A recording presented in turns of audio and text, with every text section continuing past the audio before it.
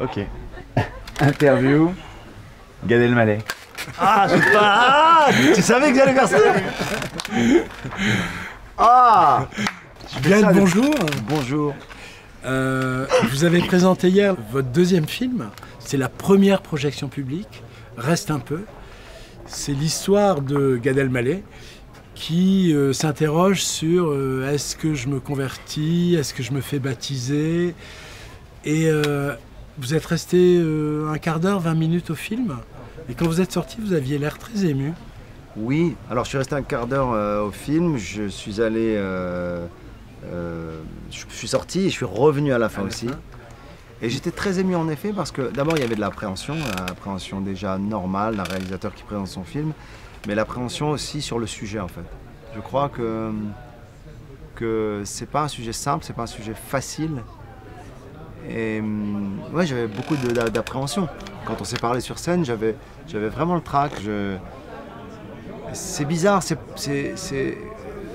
une expérience nouvelle pour moi. C'est-à-dire que j'aborde un sujet qui est inattendu. Quand je parle de coming out spirituel, c'est vraiment ça, c'est-à-dire une révélation, révéler quelque chose qui est totalement inattendu, qui est secret. Si vous entendez des voix, ce sont les photographes. On va l'intégrer à ce qu'on est en train de dire. Comme ça passe mieux et on ne coupe pas. Et sachez que c'est le photographe qui appelle les acteurs et qui a de la dynamique, de l'activité. Voilà, donc c'est un peu ça, quoi. C'est un peu l'appréhension en fait de. Oui, mais... Et après l'émotion de voir que les gens, le public riait fort au moment qui sont des scènes comiques, mais qui veulent dire quelque chose de très fort et qui créent de la connivence avec le public. J'ai pas envie de raconter les scènes, mais à chaque moment où le public comprenait quelque chose de cette quête et de ce chemin et de la complexité à affronter les parents avec ce secret. Ce cheminement spirituel, vous diriez que vous l'avez commencé quand? Je l'ai commencé très très jeune, et puis le point de départ du film, c'est cet enfant que j'étais, à qui on dit au Maroc, et je tiens à préciser, au Maroc, un pays arabe musulman dans lequel j'ai grandi et où régnait une vraie cohabitation, fraternité, harmonie entre juifs et musulmans. Et on parle très peu des chrétiens qui étaient en pays arabe. Et on avait ce point commun, comme je l'ai dit au début du film, avec les jeunes musulmans, et c'est qu'on ne rentrait pas dans les églises parce que c'était un tabou. Alors, il y avait une superstition, il y avait une interdiction, et les parents avaient peur. Ils avaient peur de quoi? Que Dieu se mette en colère. Voilà, donc forcément un gamin qui étudie à 5 ans ne rentre pas là. T'as envie d'y rentrer. Ah ouais. Surtout que quand tu rentres et que tu vois ce qui s'y passe, tu te dis c'est dommage qu'il ne m'a pas laissé rentrer avant, c'est bien. C'est cool quand même, c'est assez... Mais là vous avez eu une sorte de choc amoureux, de coup de foudre. Oui, réellement. Alors après, Jean-Pierre, il faut être honnête avec le process, c'est que c'est un film et que j'ai dû tirer, extrapoler, inventer avec Benjamin Charbit, en faire une histoire, faire que ça tienne pour faire un film. La matière c'est celle-ci, c'est le secret, c'est... Et après j'ai tiré quoi. Mais j'aime l'idée d'être ambigu. J'ai envie d'être honnête avec mon ambiguïté. Ce que je voulais vous dire, c'est que même si vous dites que à 7 ans, vous êtes posé la question, j'imagine que la quête spirituelle, elle n'a pas quand même commencé à ce moment-là. Donc elle a commencé beaucoup plus tard, elle a été réelle, elle a été, je pense même de la même manière que Judith, ma sœur, qui joue ma sœur dans le film, parle de cette crise de la cinquantaine et qu'elle dit pourquoi tu fais pas une crise de la cinquantaine comme tous les mecs qui ont 50 balais, et qu'est-ce que tu nous emmènes avec ces histoires de religion. Et finalement je pense que c'est pas un choix, mais je le vis comme ça. Cette crise de la cinquantaine, elle a été une crise spirituelle, existentielle plutôt. C'est vraiment le où vais-je, quoi. Qu'est-ce qui se passe? On fait quoi? On va où? Qu'est-ce qui... Et vous vous êtes vraiment posé la question de vous convertir, de vous faire baptiser? Non. Ça, je le savais que vous n'iriez pas jusque j'attends que mes parents soient plus de ce monde. S'ils regardent, ça va leur faire plaisir. Ils vont pas voir cette interview. Oh, vous savez, on sait jamais. Hein. Ils voient tout. Non, je dois dire que je me suis tourné, intéressé, j'ai lu parce que ça m'intrigue, parce que c'est interdit, parce que c'est... mais à l'image de cette idée et cette phrase du cardinal Lustiger à la fin du film que je mets, où il dit qu'il a été... bon alors lui il a été à fond, hein, il est devenu quand même... Il est devenu cardinal. Voilà, archevêque, cardinal. S'ouvrir, aller loin, ailleurs, c'est aussi se rapprocher après de ce qu'on est profondément. Et c'est ce que je fais dans le film. Je pense que c'est un film au contraire talmudique. C'est-à-dire C'est-à-dire qu'il pose les questions de la question, c'est-à-dire la mise en abîme, c'est méta comme on dit. C'est-à-dire qu'à un moment donné, c'est quelqu'un qui s'interroge sur l'identité, il se sert de son identité pour s'interroger sur l'identité. Ça me rappelle des blagues juives, quoi. On n'y échappe pas en fait. Non, non. J'imagine que la démarche a commencé par des lectures, Oui, mais complètement. est-ce que vous êtes allé voir un prêtre, une religieuse? En fait, j'ai échangé beaucoup. D'ailleurs, les gens qui sont les personnages de mon film sont tous des personnages qui, dans la vie, sont ce qu'ils sont à l'écran. C'est-à-dire que les prêtres, les rabbins, la bonne sœur, enfin la sœur, j'aime pas dire la bonne sœur, c'est un terme. Elle fait partie de la communauté des Béatitudes, lui fait partie de la communauté des Frères de Saint-Jean. Pierre-Henri Salfati enseigne le Talmud, mais il est aussi scénariste et réalisateur. Mes parents jouent le rôle de mes parents. Et eux, ils m'ont vraiment apporté beaucoup dans l'enseignement. Le prêtre, au départ, il ne devait pas jouer dans mon film. On m'a dit, je vais te présenter un prêtre qui est très ouvert, qui est très cool, qui s'appelle Père Barthélemy, il est à Boulogne, va le voir. Moi, je vais le voir pour apprendre, pour comprendre, j'ai besoin d'avoir des éléments pour raconter ce chemin que je n'ai pas fait finalement. Le catéchuménat, comme je le décris, c'est-à-dire être un catéchumène, ce terme qui est fou, c'est-à-dire être sur le chemin du baptême, je ne l'ai pas fait ce chemin, en vrai. Donc j'ai besoin d'informations pour le faire. J'ai lu, j'ai essayé de comprendre, et donc je vais voir ce prêtre. Et quand je le vois, je tombe sur un être passionnant, ouvert, et je tombe amoureux enfin, je tombe amoureux de cet homme, ça c'est une autre histoire, ça aurait été un autre film. Mais oui, je suis vraiment, c'est devenu mon pote, c'est devenu mon confident, c'est devenu...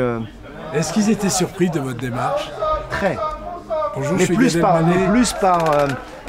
par l'humoriste que par celui qui a été éduqué absolument pas dans le christianisme. Et plus ils se disent, mais pourquoi toi tu t'intéresses à ça, quoi? Mais bien sûr. Qu'est-ce qui fait que tu viens... Et en même temps touché. Et en même temps, ça leur donne une dynamique, une légitimité, une force. Moi qui les critique, je leur dis, mais pourquoi vous, les cathos, vous assumez pas que vous êtes catholiques? Pourquoi? Qu'est-ce qui se passe? Et donc ils rient avec ça, et je manipule un peu ces choses-là. Et est-ce que vous croyez justement par rapport au public qu'un humoriste, un comique a le droit d'avoir une crise de foi Crise de foi, c'est joli. sans eux? Je crois, et heureusement, mais c'est surprenant. C'est inattendu. C'est inattendu, mais c'est vrai. Et comme c'est vrai, on ne sait pas trop quoi dire. Et encore une fois, je le dis sans aucune prétention, qu'on aime ou qu'on n'aime pas ce film, c'est pas très important. Mais quand les gens sont touchés, c'est ça qui me bouleverse, quoi. Et vous-même, vous vous interrogez sur pourquoi ce cheminement? Bien sûr. Je m'interroge je bouscule mon identité, ma pratique, ma religion. Mais vous vous demandez d'où ça vient, ce besoin de bousculer cette pratique, cette religion, cette identité? Je pense que c'est une quête de sens, une quête d'absolu. Mais si je me mets à me questionner sur pourquoi j'ai une crise avec un questionnement, alors on est dans le Talmud. Parce que la vraie quête, c'est de savoir pourquoi vous êtes en quête. Je vous présente le Rabbi Lavoigna, qui aujourd'hui, dans son essai kabbalistique, se questionnait sur la question. La première fois vous en avez parlé à vos parents, c'était quand et de quelle manière? Bon, depuis, comme ils le disent dans le film, ils avaient un peu oublié que moi j'étais intrigué, intéressé et je voulais rentrer dans cette église. Mais la première fois que j'ai parlé du film ou de cette de cette quête. Je leur en ai pas parlé. Jamais. Ils l'ont découvert avec le film. Ils l'ont découvert? Ouais. Ah vraiment? Ouais. Ah, ils ont dû... Et ils l'ont découvert en regardant le film et même pas en tournant le film parce que j'ai été assez malicieux pour faire passer tout comme une espèce de farce. c'est marrant, c'est sympa, regardez, il y a la statue de la Vierge. Ah oui. Ah ouais, j'ai été très malhonnête. Et quelle a été leur réaction quand ils ont vu le film alors? Bah, ils ont été très déstabilisés par le sérieux de cette démarche, propos, par oui. le propos, par... c'est quand même pas rien pour des parents de voir finalement que... Ah, donc c'est pas une blague, donc... Ah, ok, donc... et ils m'ont dit, mais vraiment, mais c'est vrai? Non, c'est que pour le film, ça. En fait, cette ambiguïté-là, elle m'intéresse. Et même avec mes propres parents, elle est là, elle existe. Et ils se demandent. Et c'est comme Ce qui est vrai, ce qui n'est pas vrai, Oui, ce qui est de la mais- fiction, ce qui est de la réalité. Et ma mère, elle a même utilisé un terme qui m'a touché, qui m'a fait rire. C'est, je ne savais pas que c'était si grave que ça. Mais c'est pas grave du tout. C'est absolument pas grave. Mais c'est pour ça que je parle de coming out en rigolant, parce que il y a un côté comme ça quand on révèle quelque chose qui est un secret, qui est un. C'est très généreux en fait. Enfin, c'est terrible de dire que ce que je fais est généreux. Je pensais aux gens qui à un moment donné veulent dire voilà, moi ma vérité c'est ça. Si on en a besoin, pas pour Et faire donc vous en éclater. aviez besoin. Ah oui, Vous avez besoin de partager cette quête-là. complètement. Ouais. Et d'ailleurs, en montrant le film, je trouve des réponses et je trouve des nouvelles questions. Et je vois comment, c'est ce qu'on disait tout à l'heure, je vois comment les gens se confient à moi sur leur histoire personnelle, étant juifs, chrétiens, musulmans, athées, agnostiques. Les gens parlent de leur histoire personnelle en voyant le film. Bah oui. Et ça me touche énormément. Parce que, encore une fois, ça me conforte encore plus et ça me rassure sur l'idée que c'est pas un film sur la religion. Pas un film religieux ni sur la religion. C'est un film qui je veux que ce film nous fasse parler, débattre. Et vous appréhendez la réaction des communautés Oui. juives et, Toutes les communautés. toutes les communautés. Parce que les réactions ne viendront pas comme on le pense, ni d'où on le pense, par qui on le pense en fait. C'est ça le cinéma, vous le savez comme moi. Le chemin d'un film, il est étonnant. La lecture de certaines scènes, par exemple ce matin je parlais à deux journalistes qui ont lu une scène comme je ne l'ai absolument pas écrite. Ah oui. Mais j'ai jamais... Et voilà, et maintenant chacun s'approprie le film comme il veut, mais bien sûr que j'appréhende un peu. Mais je ne suis pas inquiet, juste que je suis très intrigué et j'ai hâte de voir comment chacun voit le film. Ça a été facile de convaincre vos parents de jouer leur propre rôle ou au contraire ils ont aimé ça et... Ils ont aimé, ils ont joué à jouer, ils étaient dans un truc ludique. C'était une manière de... C'est incroyable d'être chez ses parents pendant 3-4 semaines à la maison avec une équipe de 8 personnes. C'est un film dont la méthode a été très légère. Le procédé, tu vois, on était voilà, une petite équipe de 8-10 personnes. Donc c'était très intime. C'est ma mère qui faisait à manger à tout le monde pour le déjeuner. Il y avait un truc très simple, très vrai. Voilà. Je trouve qu'il y a quelque chose de très émouvant dans le film qui dépasse presque le propos. C'est le fait de filmer vos parents et comme de garder une trace aussi d'eux avec vous. Et je trouve la manière dont vous filmez votre mère, c'est magnifique. Et, Ça me touche d'entendre ça, mais je dois dire vraiment sincèrement que c'est une conséquence et c'est absolument pas un point de départ auquel j'ai pensé. Je me suis pas dit que j'allais faire un hommage, mais c'est vrai que même pour mes enfants et pour les générations à venir de notre famille, je trouve ça super d'avoir un témoignage avec toute la famille. Et un conseil de famille filmé pendant 1h30. il y a un plan magnifique de votre mère en train de se maquiller. C'est On en une a parlé actrice, hier. quoi. Ouais, C'est une je lui ai actrice. dit ce matin au téléphone. C'est Gina Rolland. Je lui ai parlé de Gina Rolland, elle m'a dit qu'il fallait qu'elle google. Et votre sœur, elle a accepté. Ma sœur, elle a accepté pour le propos. Elle est pas actrice, elle est très crédible, elle est très vraie. Elle n'a pas envie d'être actrice, parce qu'elle se positionne dans la vie comme étant... elle n'est pas contre, mais elle trouve ça un peu... elle trouve cette crise un peu... elle s'en moque un peu, avec beaucoup de tendresse, mais elle dit en gros ça va lui passer.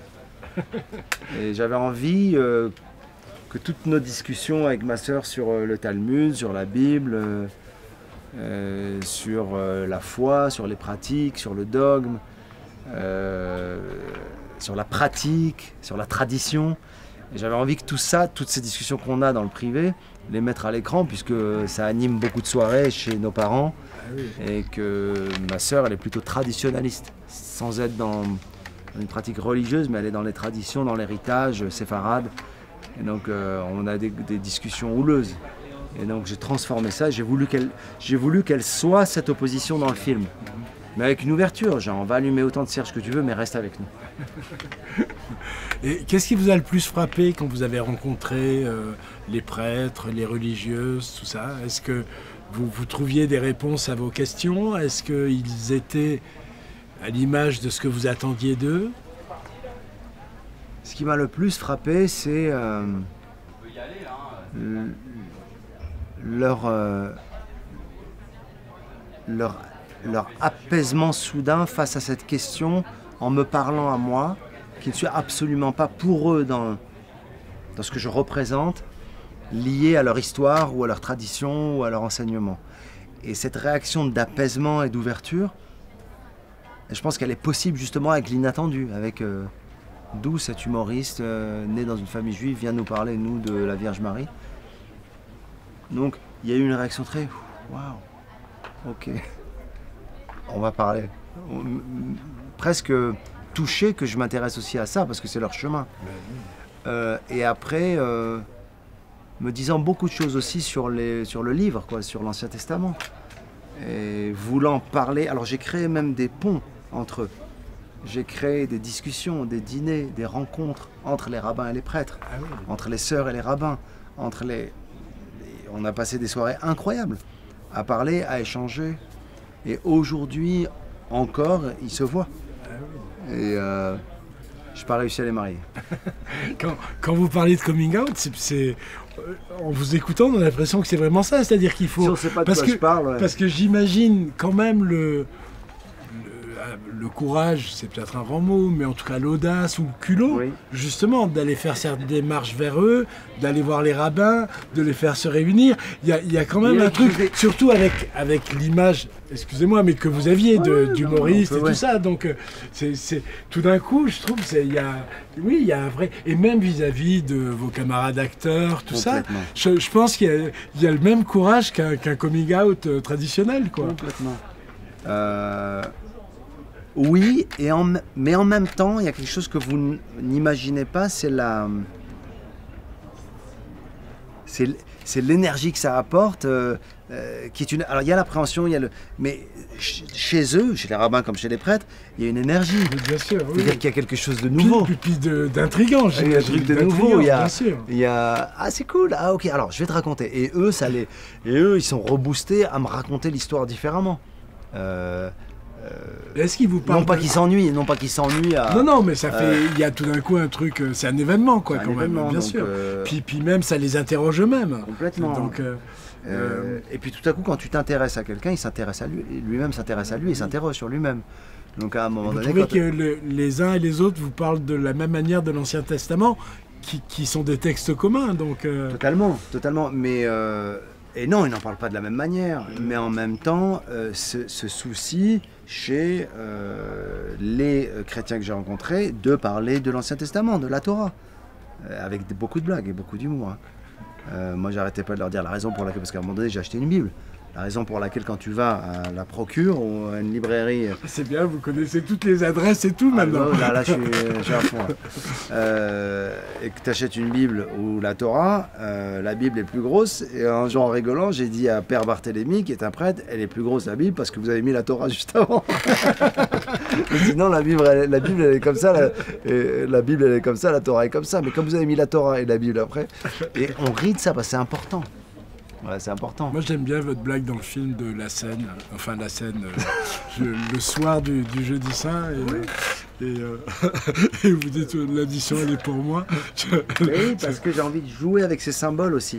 Parce que je peux pas... Alors, si on fait un film vrai, si je fais ce film sur cette histoire, je peux pas même dénigrer ce langage que j'ai. Alors, on parlait de langage, de l'humour.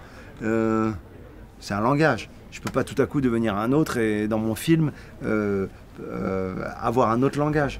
Et de jouer avec les symboles, que ce soit des images comme la scène, que ce soit comme des images baptismales comme... alors que même le baptême catholique ne se fait pas comme ça par immersion et qu'on voit ça plutôt chez les chrétiens évangéliques. Mais c'est ce que moi je me faisais comme idée. Et l'idée qu'on voit dans cette piscine, le gars il va à la piscine, et quelque chose, ça devient un truc majestueux alors que... Et j'aime jouer avec les symboles. Elle est vraiment bien. Et j'aime jouer avec les symboles de la même manière que je voulais montrer des téphilines à l'écran. Je voulais montrer les phylactères. C'est important aussi. Tout à l'heure je parlais de tolérance, de fraternité, à un moment donné, toutes les expressions dont j'ai parlé hier, le vivre ensemble, œcuménique, toutes ces choses sont des concepts. Mais pour les intégrer, les vivre, il faut qu'on se connaisse. Et il faut que les cathos voient c'est quoi des téphilines, et que les juifs voient c'est quoi l'Eucharistie, et que les musulmans voient, et nous on voit c'est quoi l'appel à la prière d'une mosquée. Et c'est là le vivre ensemble, c'est ça. Et je cite à chaque fois comme exemple le Maroc, comme exemple unique au monde de fraternité judéo-musulmane, parce qu'on se connaissait. Bien sûr. Ça ne veut pas dire qu'on s'aimait tout le temps. Non, ça ne veut pas dire qu'il n'y avait pas des tensions. Ça ne veut pas dire qu'il n'y avait pas de complexité parfois. Mais quand tu connais l'autre, c'est plus facile. On a surtout parlé là de votre quête personnelle. Il y a aussi une autre dimension, c'est le contexte actuel. Oui. De la société qui fait que le film est justement je pense et propose quelque chose qui est presque à contre-courant de toutes des idées, en tout cas du statut d'aujourd'hui de ces communautés qui s'observent, qui se méfient. Complètement. Et d'ailleurs le mot communauté est devenu presque péjoratif. Ouais, péjoratif. Le seul endroit où on ose utiliser le mot communauté aujourd'hui, et c'est triste, c'est les réseaux sociaux. Donc aujourd'hui les Instagrammeurs disent ma communauté. Aujourd'hui, ma communauté, je vais faire ça pour ma communauté. Mais c'est un mot, c'est un gros mot dans le langage populaire de parler de communauté religieuse. Alors que, j'ai envie de dire, est-ce qu'on dit la vérité, les amis, ou pas? Est-ce qu'on dit en France qu'il y a des communautés qui pratiquent chacun leur culte, leur religion, qui défendent leur identité? Moi, je suis attaché à la laïcité, hein, très fort. Mais la laïcité, ça ne veut pas dire on gomme ce qui existe. Bien sûr.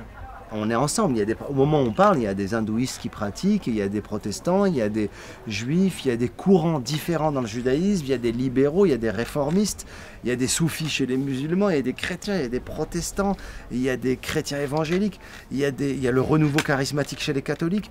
Mais ils existent tous ces gens. Ils font partie de la population française. Et ça n'est pas vrai, au nom de la laïcité, de dire non, communautarisme, il faut pas. On ne peut pas gommer tout ça. Moi, je pense qu'il faut aller au contact de toutes ces communautés et dire, les amis, on fait comment? Il y a quoi? Racontez-moi. Venez, on rentre là et on arrête le fantasme, surtout. On arrête d'imaginer, oh là là, qu'est-ce qui se passe dans une mosquée? Ben viens, on va voir. Mais dans une interview qui présentait le film pour Angoulême, vous dites quand même que vous avez un peu le sentiment de jouer avec le feu. Oui, parce que j'ai conscience, je ne suis pas fou, j'ai conscience aussi que le sujet est délicat, dans ma propre famille déjà, dans ma propre communauté, pas sur Instagram, mais aussi sur Facebook. Il faut parler de Facebook, pas que d'Instagram. Et ma communauté qui est très importante sur Facebook. Ouais, voilà, moi je veux... Écoutez, il faut être très honnête avec l'ambiguïté. Une petite question juste pour changer de sujet. Où aura lieu le baptême, c'est ça? Voilà, c'est ça. À la synagogue de la Victoire. À l'Institut du monde arabe. Non, il y a un petit documentaire sur vous qui s'appelle 10 minutes. Oui. Sur votre expérience aux États-Unis, oui. Le défi que ça représentait, tout ça. Où moi, il y a une scène que j'adore, vous êtes chez Woody Allen, ou en tout cas avec Woody Allen, et qui vous dit, mais qu'est-ce que tu viens chercher? Si ça marche pas, c'est pas grave, tu seras toujours une star en France. Ouais. C'était facile pour ce documentaire de retrouver Woody Allen avec qui vous aviez tourné. Quel souvenir vous gardez de ce petit moment? Déjà, ça me... Pardon, je voulais boire une gorgée d'eau. Bon. C'est ma bouteille? Ouais. T'es sûr? Ouais, je suis sûr. C'est pas de l'eau bénite. Hein. Non, il y en aurait moins. Déjà, ça me fait très plaisir de penser, d'évoquer Woody Allen parce que il y a des moments où je pense à lui, au moment où je fais mon film, il y a des moments où je pense à lui. C'est-à-dire que quand je mets mes parents dans le cadre et qu'ils sont les deux dans le lit, Tiens, les cloches, au moment où je parle de Woody Allen, je sais pas ce qu'il aurait pensé. Je pense à Woody Allen. Et donc, ça me fait plaisir de parler de lui, que j'ai connu, avec qui j'ai tourné. Et en effet, cette discussion, elle m'a beaucoup touché parce qu'il relativise. Mais quelque part, c'est lié tout ça. Parce que le côté s'éloigner vraiment de ce qu'on est, de ce qu'on a, s'éloigner du public français qui t'aime déjà. Qu'est-ce que tu vas faire là-bas? C'est ce que dit Woody Allen. Et tu pourrais le dire de mon film aujourd'hui, t'as ta communauté, t'as ta pratique, t'as ta religion.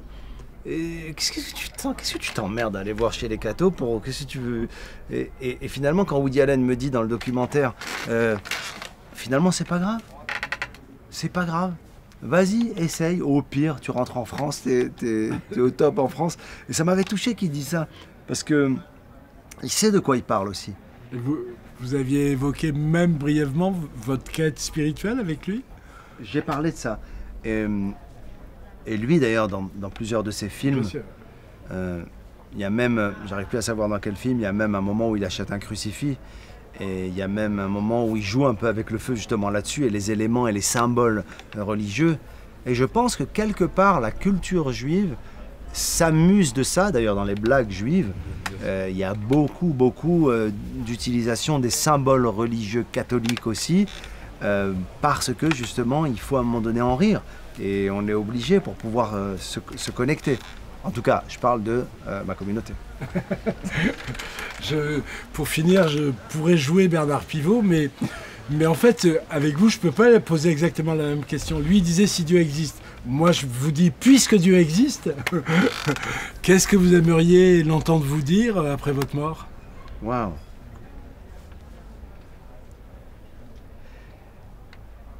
Waouh!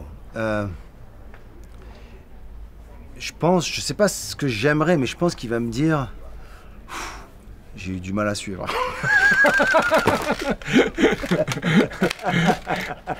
Gad, merci beaucoup. Le film sort en janvier. Ouais. Voilà. Et ça s'appelle Reste un peu. Même si je vous quitte là, mais Le titre est venu facilement? Le titre est venu très facilement.